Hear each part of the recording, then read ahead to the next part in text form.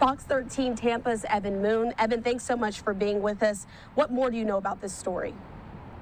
Well, I want to start off with the White House has not made any decisions yet, but they are considering dismantling the research arm of NOAA, which, as Floridians here know, is crucial to looking at extreme weather patterns, especially hurricanes, obviously. But I spoke with experts today who say it'll go beyond just predicting the weather. It has to do with the health of our oceans, as well as affecting entire industries like the agriculture industry. We spoke with some experts on all of this today.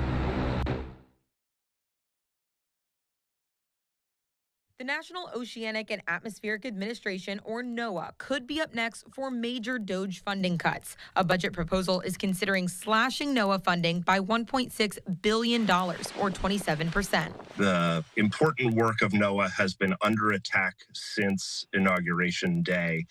This challenges and undermines the decades of work that these individuals have committed their lives to. The people that are experts in sea turtles and habitat conservation, fisheries management, climate science. The National Weather Service also falls under NOAA, crucial for tracking extreme weather in Florida. The National Weather Service is staffed for fair weather, which means we already had a limited staff.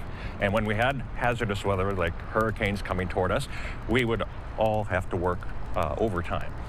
So if we reduce the staff any further, it makes me a little nervous for this year's hurricane season. Brogan agrees. The lack of information and the lack of research that's coming out of this important program at NOAA will undoubtedly undermine the ability of weather forecasters to predict the coming storms or overall patterns that are affecting our weather.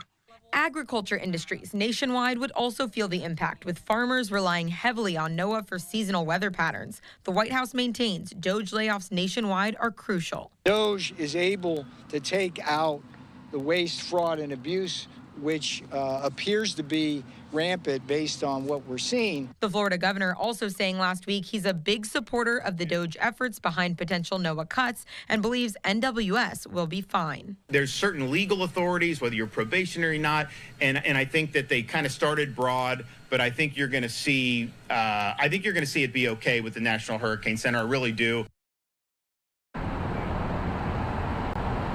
Now, again, the White House hasn't made any final decisions on this funding to NOAA, but with 47 days till hurricane season, it is indeed a big decision that we'll have to watch here. Back to you.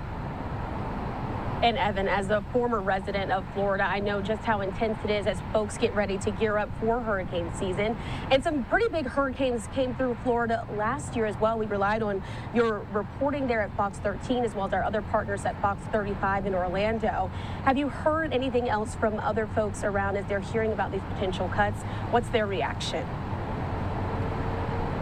Absolutely. Well, we did speak to that retired meteorologist with NWS who said, you know, on a good day, they are fully staffed for good weather. And when a hurricane comes through, they are working overtime. So he's worried that if there are major cuts, they aren't going to be able to provide that information during a hurricane. And again, being a native Floridian myself, living here all my life, I know it's something people really rely on to get that information. But again, we'll just have to wait and see. You heard Governor DeSantis there saying that he hopes the National Weather Service will be fine.